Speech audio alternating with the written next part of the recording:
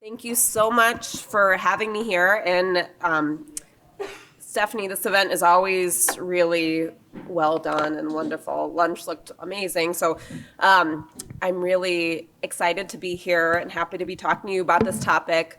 I put together this lecture specifically for this conference. So this is a newer topic. I'm excited to talk about this. So actually, the part of the reason I wanted to talk about this is because one of the things is, as rheumatologists, we are essentially for people with scleroderma, we are typically the quarterback of your care. So we're kind of deciding who do you need to see, what can be managed without seeing another specialist, and kind of looking at that whole person. But one of the specific things that a rheumatologist does that your other doctors typically are not going to be trained in would be managing musculoskeletal issues. And we'll talk about the components of the musculoskeletal system, but these are common major concerns that our patients have, and even doctors can attest to. So Dr. Clarice Lynn is here. She can attest to a lot of people a lot of physicians do not get a very comprehensive musculoskeletal education during medical school or residency. At Northwestern, we do some rotations in residency with sports medicine, and we get our education their way, and there's musculoskeletal units. But you will see in a lot of places, they get minimal to no exposure to common complaints like knee pain or shoulder pain. So people graduate from, this is like one of the dirty secrets of medical schools, people graduate from medical school without knowing how to evaluate somebody's shoulder problem. So that's one of the things where you, as an educated patient or a caregiver, can actually make a big difference in, not going to say helping your physician, but sometimes guiding that conversation in a way that will be productive for you. Okay, so our goals here are going to be to provide a framework, not necessarily diagnose every problem, but provide a framework for understanding the musculoskeletal system and why someone might be having pain.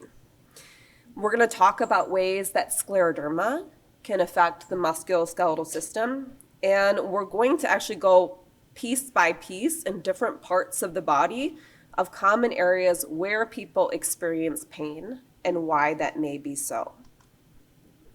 So our outline is going to be to talk about the components of the musculoskeletal system, like Musculoskeletal Medical School Unit 101 in like 10 minutes, and then how scleroderma can impact the musculoskeletal system, and then we'll go part by part. So that's going to be our structure.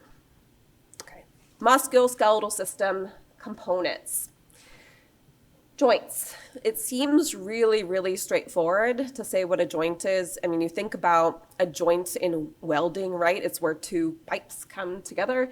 A joint is where two bones come together. So bone to bone, the joint actually includes a lot of other structures that provide structure to that joint. So there's cartilage in the joint, there's ligaments that connect the joint, but the joint is the whole piece where bones come together. Joints usually move, but not always. So there are actually some joints that are almost fused together. For example, the joints that hold your pelvis to your spine, the sacroiliac joints.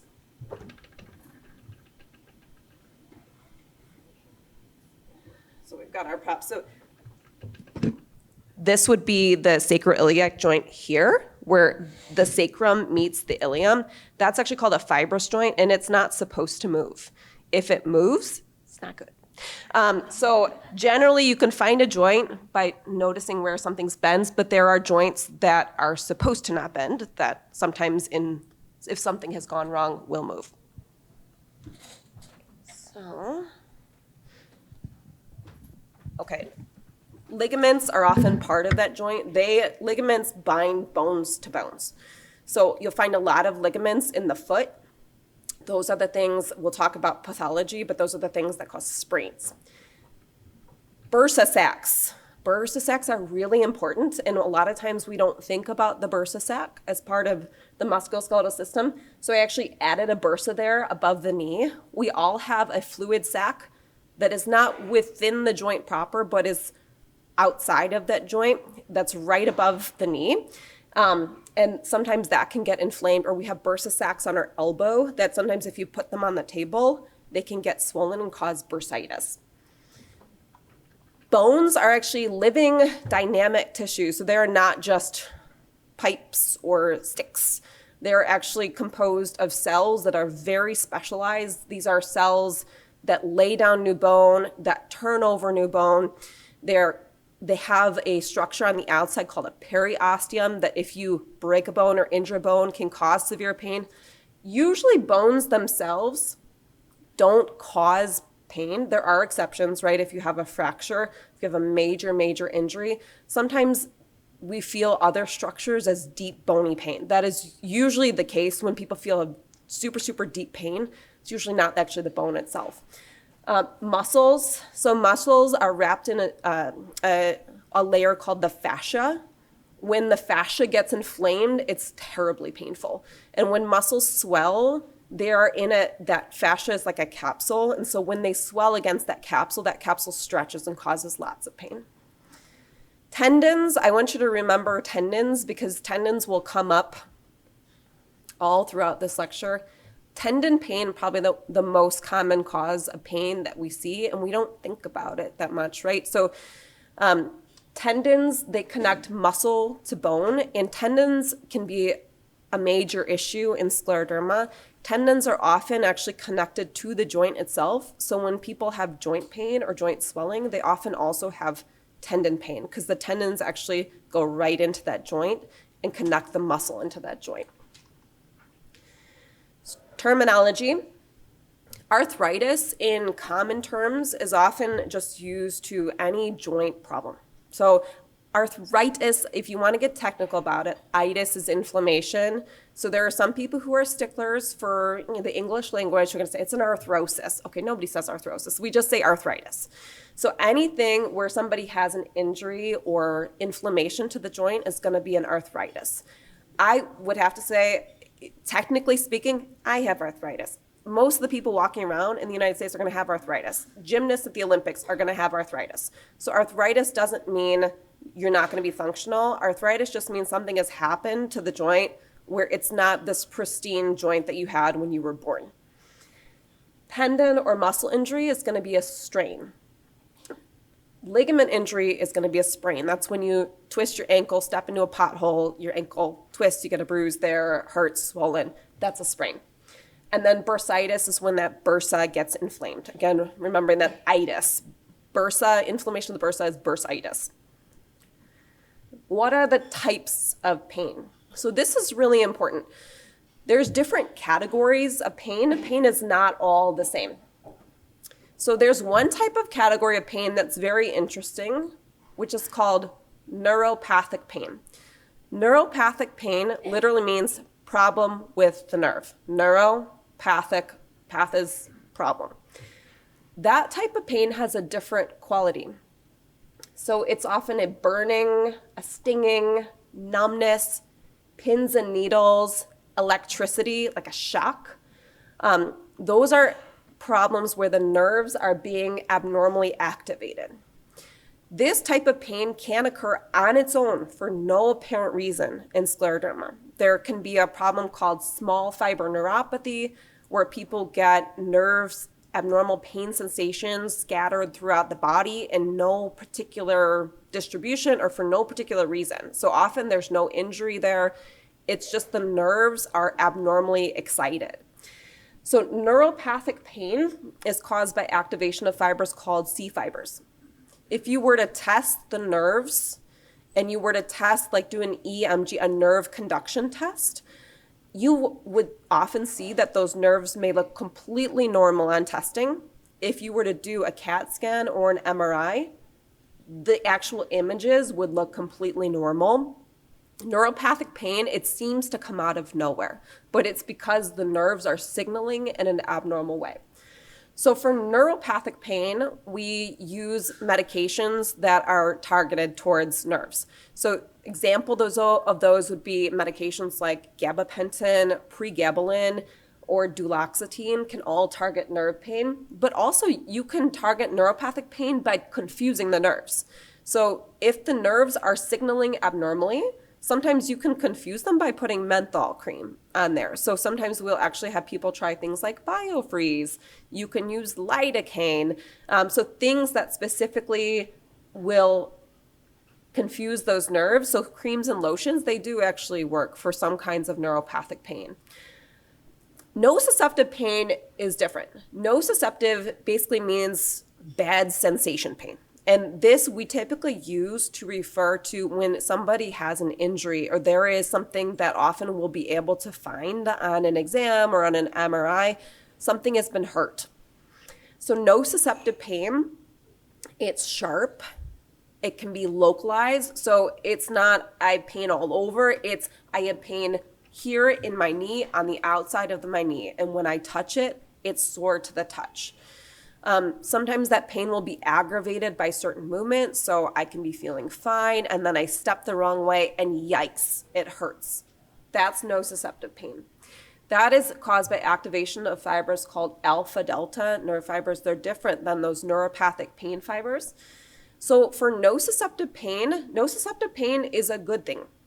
It's not good to be feeling pain all the time, but if you didn't have this type of pain, people would burn themselves, lose their hands. People actually are born with the inability to sense pain. They get severe damage to their bodies. Pain is our signal, I need to adjust something. Something is not right. And so people tend to move in ways that will minimize this type of pain. So when people are limping, some people can limp without even knowing it. Your body will adjust the way it moves to try to avoid this pain. So for this type of pain, if someone is experiencing sharp pain, that's a signal something's wrong, I need to rest or not do that again, right? I need to change the way that I move, change the way that I do things. Gentle movement can still be good, even for nociceptive pain. And then pain medications, your typical pain medications, and you could use all of the above, right? So, you always have to ask your doctor about pain medications, even over-the-counter ones, but all the usual things, ibuprofen, anti-inflammatories, you can use even some of these neuropathic pain medications will also still work for nociceptive pain. Inflammatory pain is different. So inflammatory pain, it can be nociceptive, but often we view it as a different category. So inflammatory pain, sometimes people will describe as stiffness more than pain. So some people say with rheumatoid arthritis, which is inflammation in the joints, will say, I don't have any pain, I'm just really stiff, right? Some people do have pain. They can have aching, throbbing. Often inflammatory type pain is improved by moving. So that's where it differs from this typical, we think of nociceptive pain, is that inflammatory type pain, people will feel better when they get up and move, and they will feel worse if they're sitting for too long or if they're not moving. So in inflammatory pain, there's probably multiple mechanisms that are involved. Inflammatory cells migrate to tissue. They secrete proteins called cytokines, which can upregulate nerve fiber signaling. And then there's increased blood flow. And increased blood flow, we love blood flow, but sometimes actually that increased blood flow as you're trying to heal inflammation can cause that throbbing sensation. So for inflammatory pain, we have people move. They take anti-inflammatory medications, which can be prescription or over-the-counter, and then other pain medications as well. So how can scleroderma directly cause issues with the musculoskeletal system? So one issue that a lot of people with scleroderma will experience is called contractures. Contractures are anytime you cannot extend that joint fully. So people who get contractures, the most common places people may experience them are at the hands, where the hands can be tight and can have a hard time opening up. Contractures will stretch the skin and change the way the joint moves. And so sometimes people just experience that contracture, just that stretching, as a painful experience. Sometimes people will also get into contractures at the elbows. Tendon friction rubs So we talked about those tendons where the muscles connect to the bone. So tendon friction rubs we'll talk about on the next slide specifically because they are a common cause of pain in early scleroderma. Inflammatory arthritis, which is basically considered equivalent to rheumatoid arthritis, occurs in about half of people with scleroderma. If you look on ultrasound, you'll see about half of people with scleroderma have inflammation in the joints. Rheumatologists think that about 15% of people with scleroderma have inflammation in the joints. So there's a lot more if you look with an ultrasound than if you just do an exam. So it's actually a really, really common phenomenon that happens in people with scleroderma, and it's probably underdiagnosed. Calcinosis, where there's calcium deposits, sometimes these can be around the hips, sometimes they can be in the shoulders, sometimes they can be in the hands. These can be painful. Sometimes it's like pressing on rocks. And then myositis. So myositis is where the muscles get weak in the shoulder. Sometimes people have a hard time lifting the shoulders. We often have a hard time getting up out of a couch because the muscles are weak. We often think of myositis as painless, but for some people it is actually painful. Some people actually get soreness of the shoulders or the thigh area where they're having myositis. Tendon friction rubs. So what is a tendon friction rub? I think some of you will know what this felt like. So I've had people that just know I'm having a tendon friction rub right now.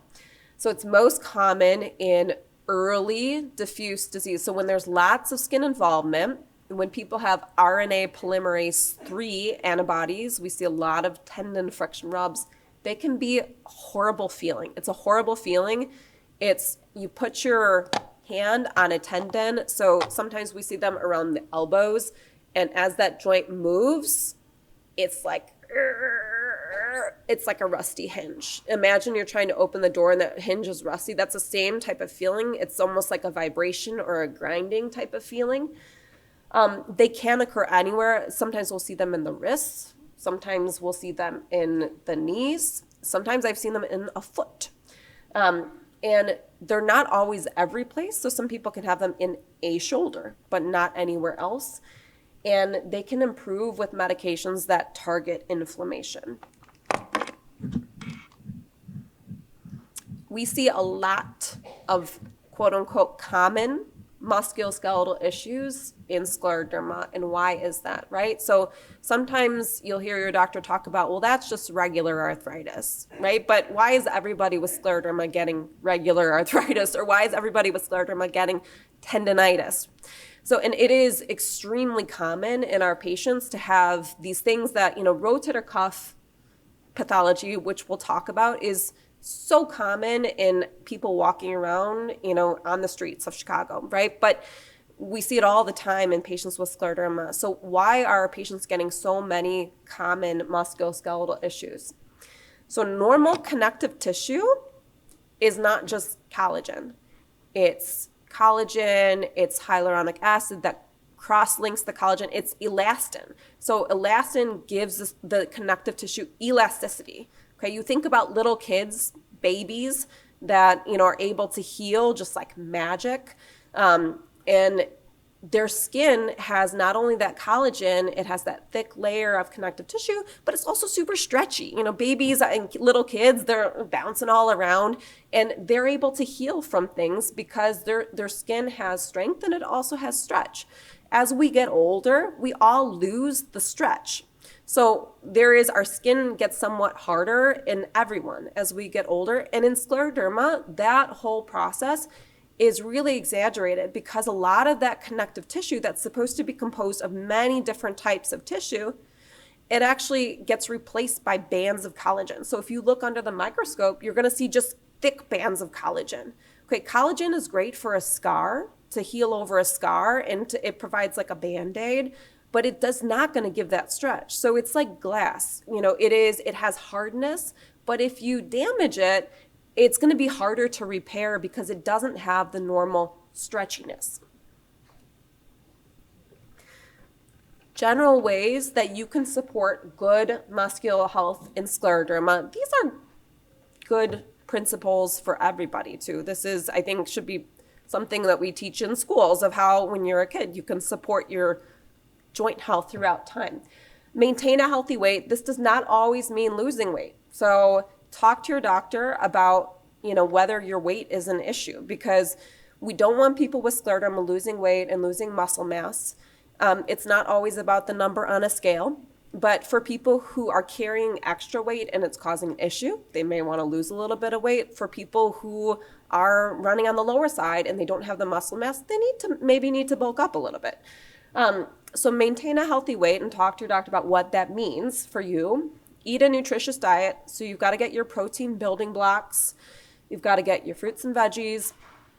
We don't generally recommend adding like a bunch of protein. There are some studies suggesting that if you add creatine, for certain conditions, you can build muscle. One of the things that's come out recently is that some protein supplements are contaminated by lead. This is a big issue with supplements. And so I would be very careful about if you're doing a kind of supplement, what you're getting, talk to your doctor. And you don't want to overdo it on the protein, because too much protein can actually be harsh on the kidneys. But in general, if you're getting, your lean meats, plant-based protein, getting a good varied diet with those building blocks, that's going to help your musculoskeletal system. Really, really important, sharp pain is not to be ignored. So don't power through it.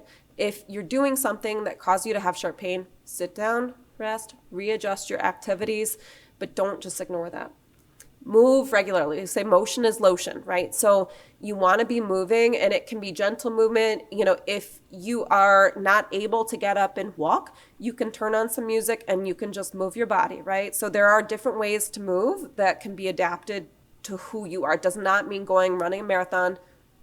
That's a separate issue. Marathons are probably not good for your body. But this is just normal stuff, right? It's those little things. If you're sitting at a desk for 8 hours a day, take breaks, stretch out your neck, maybe wiggle your toes, do little calf pumps, but you want to be moving.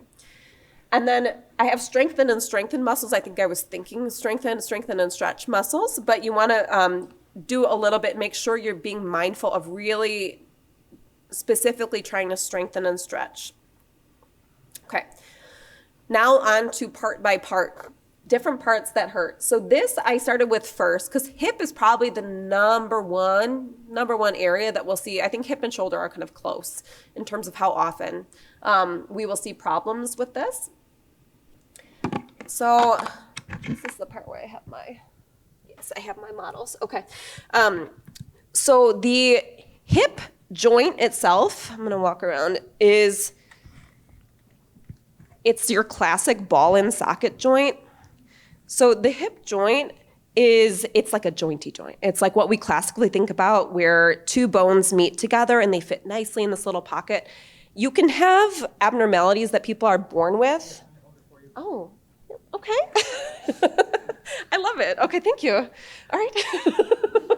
Great, my assistant. All right. So some people are born with a hip joint that the socket is covering too much of the hip. Some people, the hip joint, the socket is too shallow. But ideally, it should be becoming part of the hip. It should be able to move freely and move in a wide variety of directions. But when we think about this is only one part of it.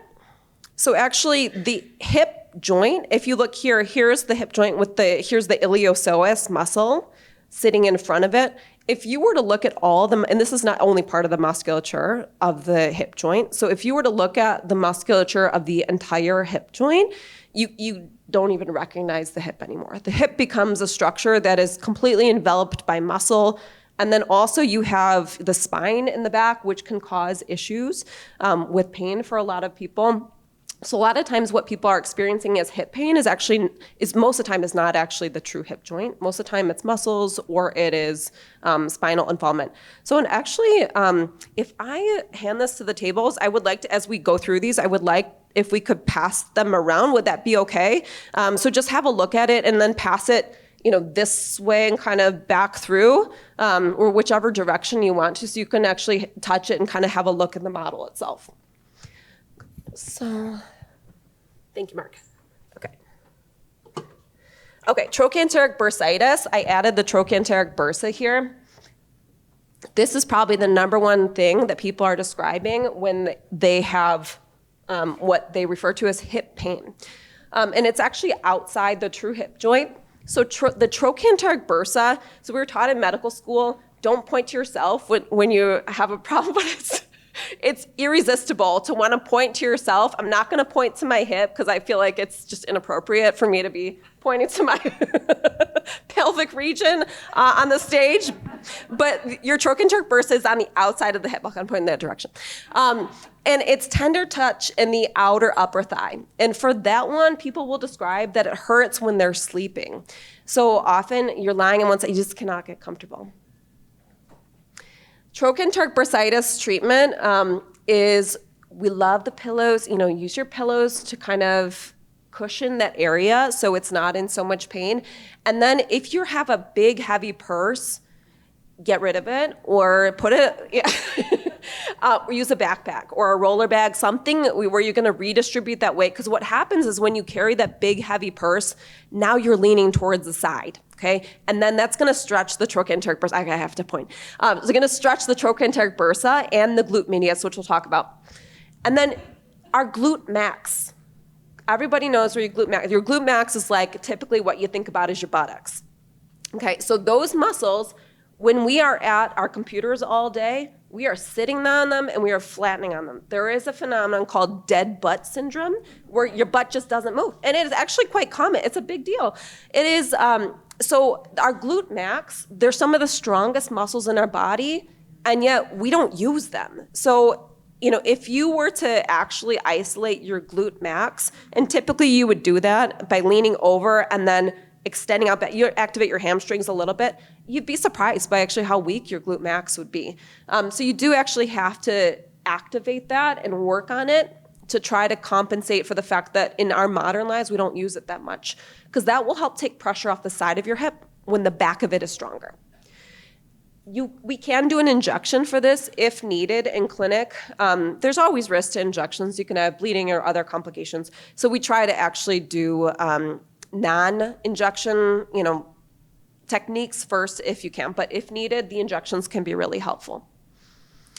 So I refer to glute medius tendinopathy as like the frenemy of trochanteric bursitis. The glute medius tendon runs right next to the, one's right next to the trochanteric bursa. So the trochanteric bursa is here, if you can imagine it. And then this is your glute medius tendon right here at the edge.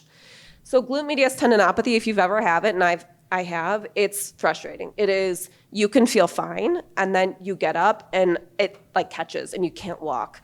And then you've got to sit and wait for it to pass, and then it can feel fine for a couple months, and then it acts up again.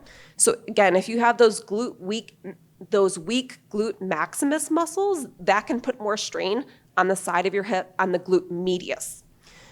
So again, we want to strengthen, stretch the glutes, pelvic muscles. PT can teach you how to do this, but often like glute bridges are really good for glute medius tendinopathy and trochanteric bursitis. So true hip osteoarthritis, often people who have this don't feel they have hip pain.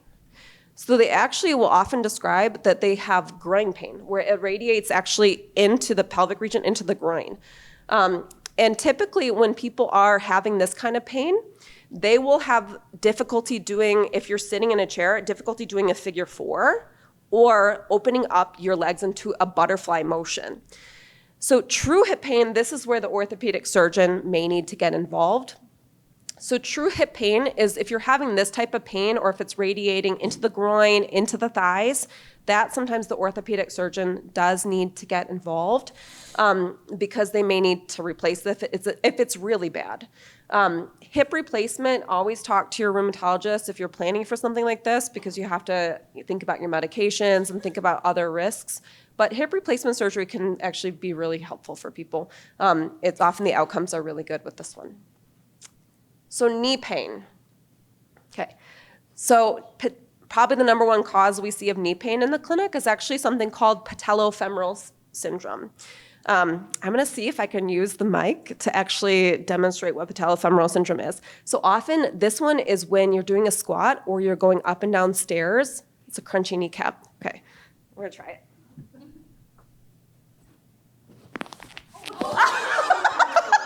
It worked. I didn't have a mic to try it. But yeah, so I have it too. And Okay, and don't be like me. So what happened was, when I was younger, I kept complaining to the pediatrician, my knee hurts, it, really catches playing tennis, it really hurts.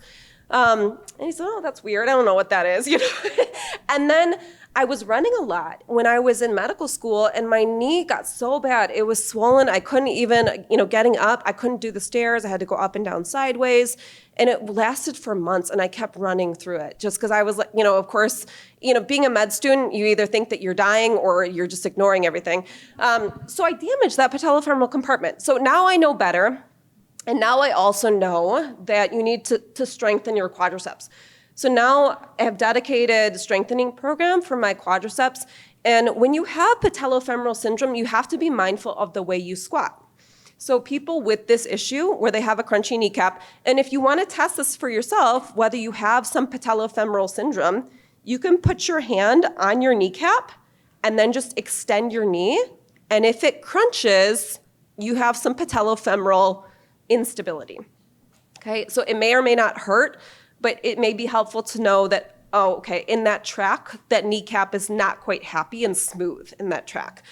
And typically when you have patellofemoral syndrome, a classic way, sometimes like personal trainers will have you do a squat, is by having you bend like this. You don't want to do that. You don't want your knees past your ankles. You actually want your squat to be going behind. So as you go down, you are sending your bottom back instead of your knees forward.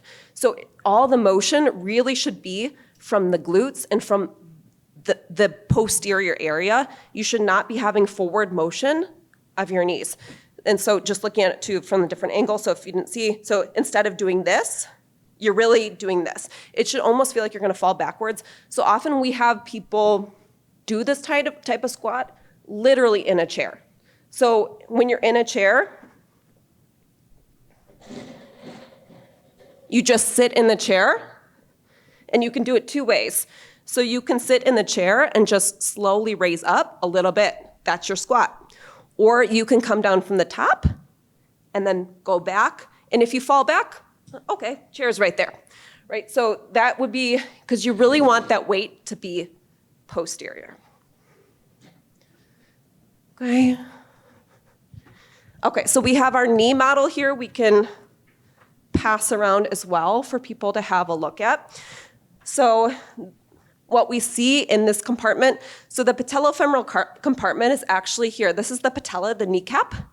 If you notice, it's attached by tendons and muscles to this whole compartment. So, and the reason why this hurts when you bend is because that's when you have the most movement of this compartment as the kneecap slides in and out of this groove. Okay, so I'm gonna pass this one around so people can have a touch. Welcome.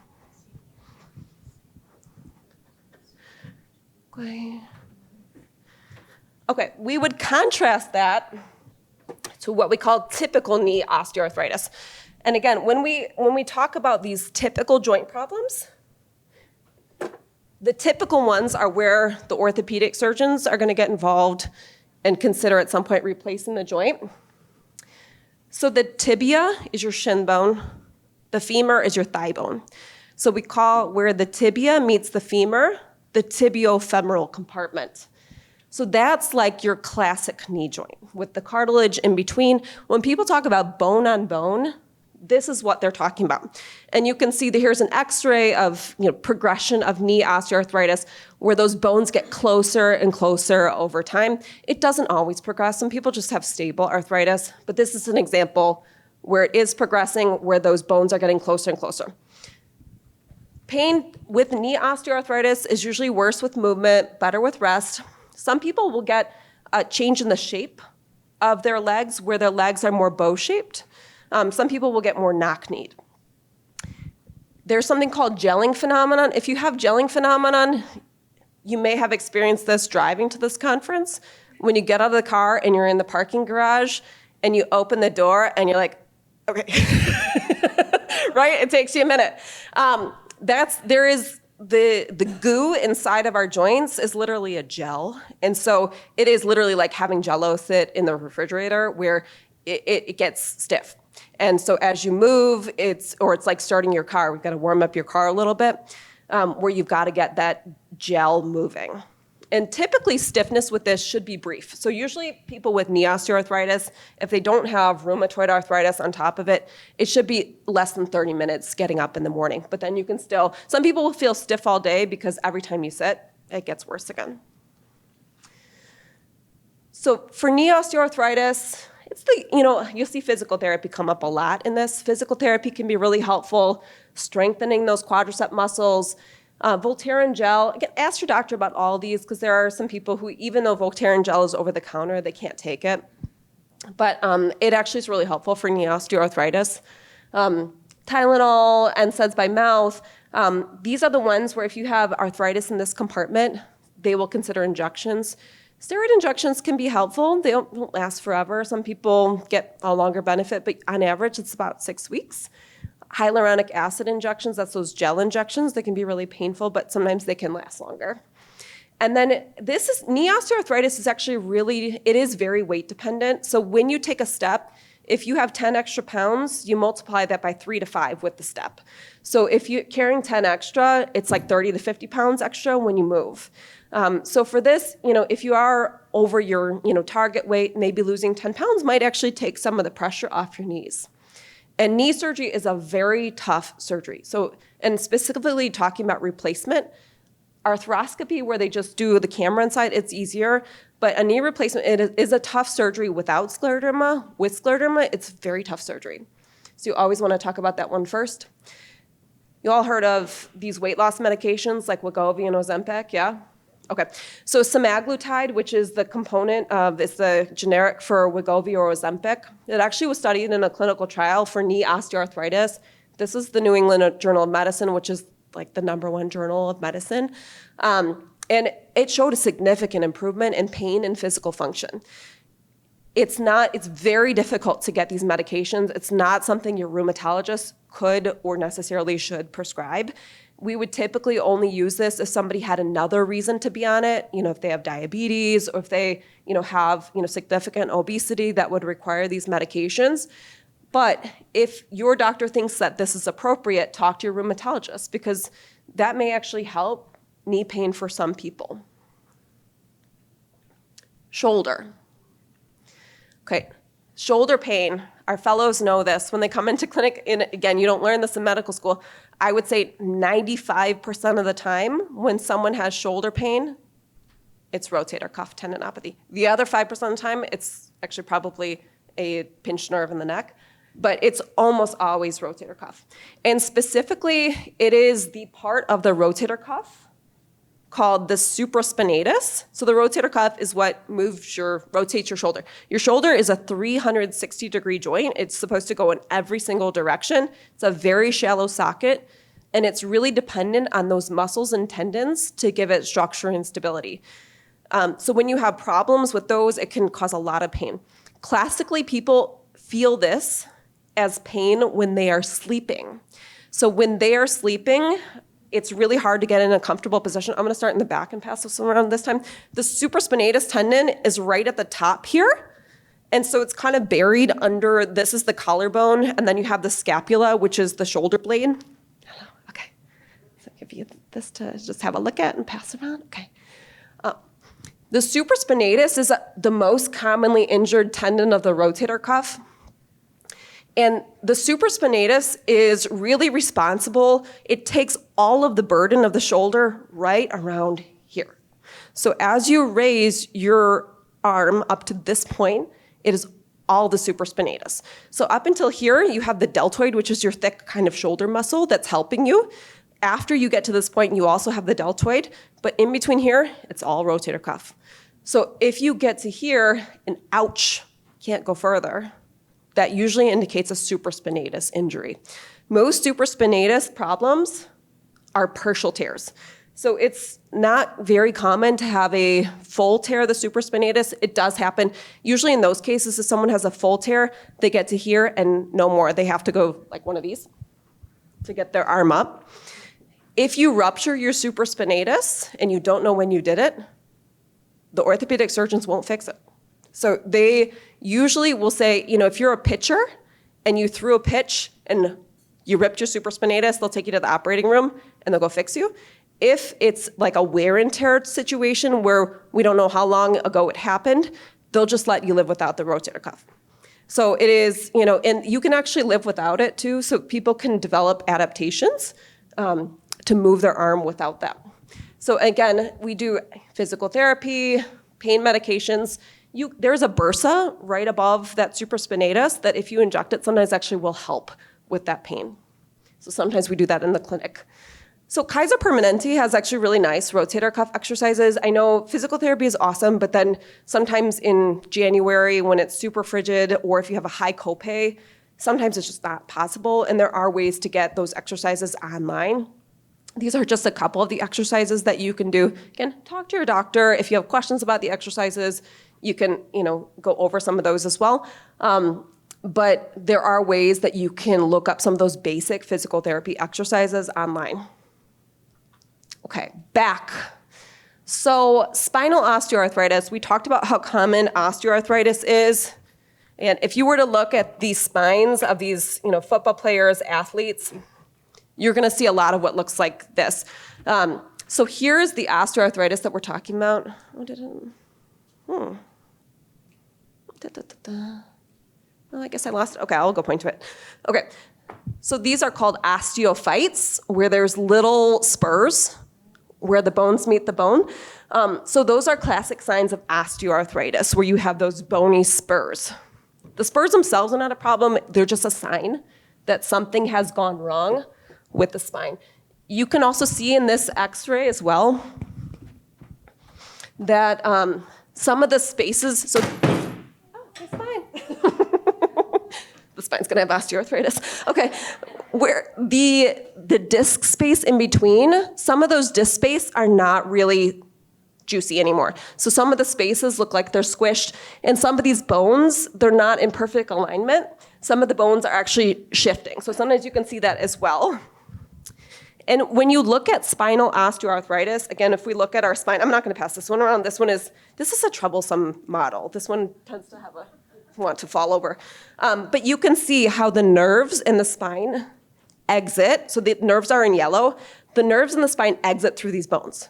So when you have spinal osteoarthritis, it can actually start to pinch nerves as well, which is really painful. Okay, so.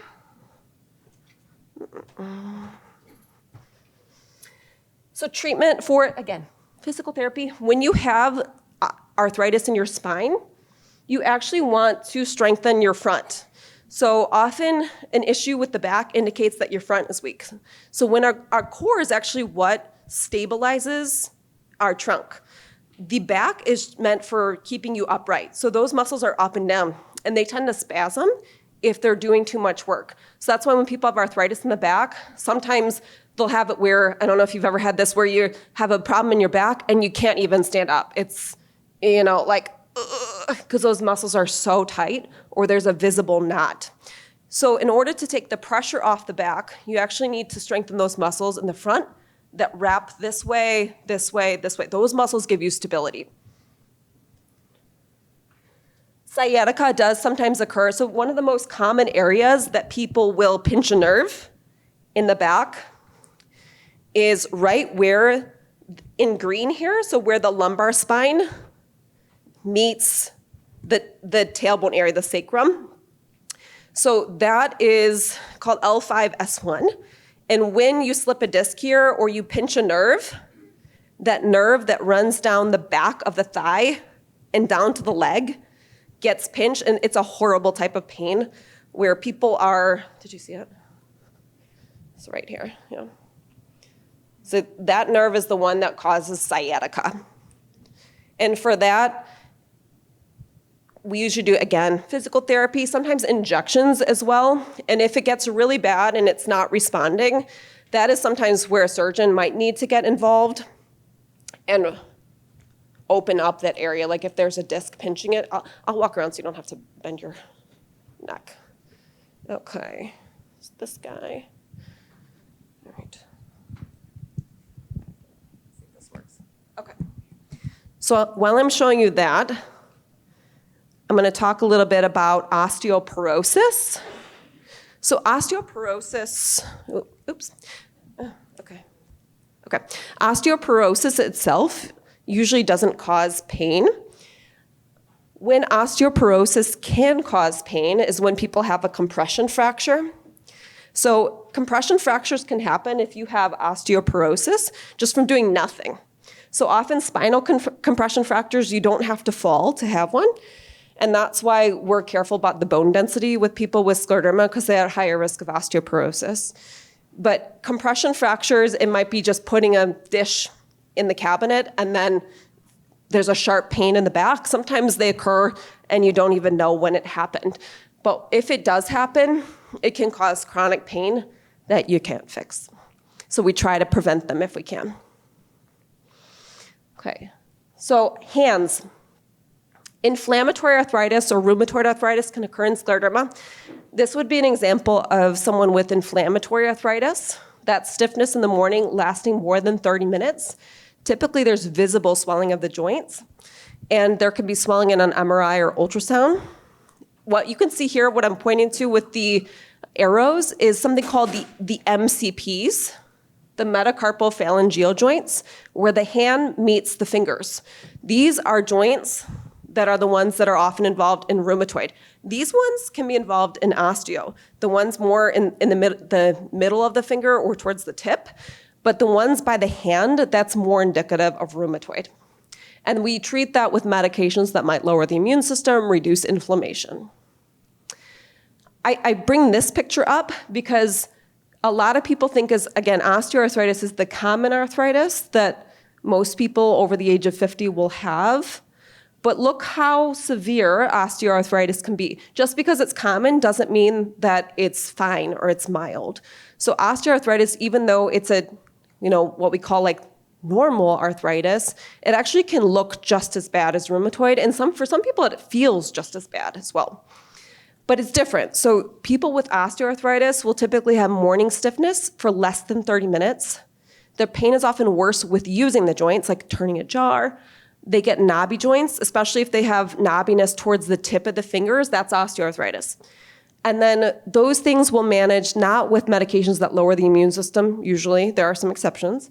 But arthritis gloves, occupational therapy. When you have hand therapy, it's usually, for whatever reason, it's done by an occupational therapist, not a physical therapist. And then Voltaren gel, over-the-counter pain relievers. I bring in slip-in shoes only because that can be very painful for people with hand arthritis in general to get your feet in a shoe. So the Skechers slip, I don't have no stock in Skechers, but those are really, a lot of people like those where they can just put it right in. And last, we come to feet. Last but not least, the poor feet. So one of the issues that we see with people with scleroderma would be the loss of the metatarsal fat pad. So the metatarsal fat pad cushions the bottom of the feet right at the ball. They're not attached.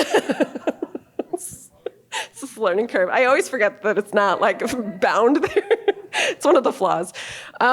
So pain underneath the ball of the foot. So when people are walking, it's like walking on rocks. So metatarsal pads, which again, you can just do a Google search or Amazon for metatarsal pads. There's different types. There's something called metatarsal cookies, which are just the pad. There's the ones that have like this, where they have a sleeve attached where you can just slip it over. And then rocker bottom shoes actually can help redistribute the weight, and they can be helpful for some people. The classic example of this is Hoka, but I know there are a lot of competitors to these with these rocker bottom shoes. I would highly recommend, though, trying them first before you buy a pair, especially Hokas are like $200. So if you're gonna do that, you really have to, you can go to a running store and make sure that that feels comfortable, and that's gonna help relieve your pain, because you don't wanna invest that much money in something that's not going to be helpful for you. They're also a little bit heavier than your normal shoes, so that can be an acquired taste. Like, I don't like a heavy shoe, but some other people may find that to be more cushioning and comfortable. Okay. So conclusions. So we talked a lot about just kind of summarizing what we learned, understanding what type of pain you're having, whether you're having neuropathic, nociceptive, inflammatory, can help you determine what the best course of treatment might be and what your treatment options may be. And also understanding what types of issues that you can be experiencing in different areas of your body can help you start a conversation with your doctor. I would also note that a lot of times when people are experiencing pain, there's a fear. There's a fear of, is this my scleroderma getting worse? Is this ever going to get better? Most pain, actually, people experience in the musculoskeletal system is going to get better. It may need some intervention for it, and it may be replaced by a new pain at a different site. That can happen as well. But often we can address these things. But I have to say, these common issues that we can address, sometimes it is like playing whack-a-mole because people with scleroderma get a lot of them. And there are many options for musculoskeletal pain. It goes without saying, you saw physical therapy come up over and over again. In many ways, we really try to avoid addressing musculoskeletal pain with another pill. You have enough pills to take, and so there are always options that will help manage that. And sometimes we do need to use a pill, but there are other things that you can do to help improve that pain. Okay, and with that, I want to say a big thank you. This was interesting. I dropped a lot of things.